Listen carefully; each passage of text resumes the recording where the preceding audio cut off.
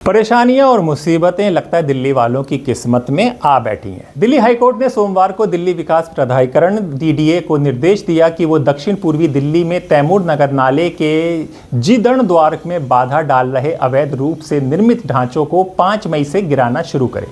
Justice प्रतिभा M Singh और justice Manpreet PS. Arora की पीठ ने प्राधिकारियों को नाले से गाद निकालने और कचरा साफ करने का काम तेजी से पूरा करने का निर्देश दिया। पीठ ने कहा, इसे ध्वस्त किया जाना चाहिए। हमें उम्मीद है कि आपने हमारी बात सुनी होगी।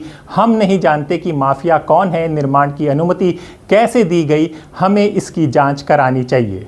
डीडीए ने कोर्ट को बताया कि गाद निकालने का काम किया गया है, लेकिन कुछ स्थानों पर ये संतोषजनक नहीं है। पीठ ने कहा कि इसमें कोई संदेह नहीं है कि नाले से गाद निकालने का कुछ काम हुआ है, लेकिन अभी भी काफ़ी काम बाकी है।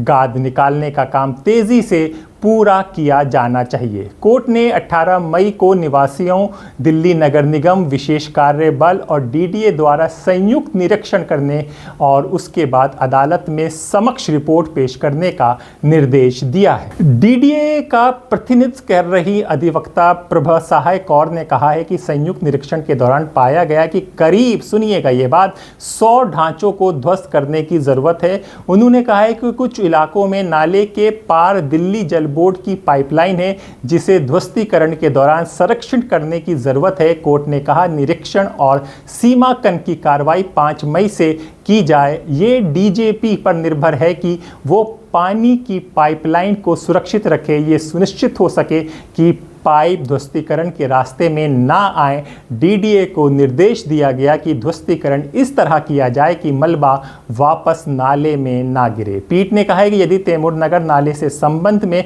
निवासियों द्वारा कोई रिट याचिका दायर की जाती है तो मामले को मुख्य न्यायाधीश के आदेश के अधीन सूचीबद्ध किया जाएगा। अदालत मॉनसून और अन्य समय में राष्ट्रीय राजधानी में यातायात जाम के अलावा जल भराव और वर्षा जल संचयन का स्वीकृत याचिकाओं पर सुनवाई कर रही है। वकीलों सहित कई लोगों ने बारिश के बाद नालियों के जाम होने के कारण सड़कों, घरों, ऑफिसों में पानी भरने का मुद्दा उठाया था।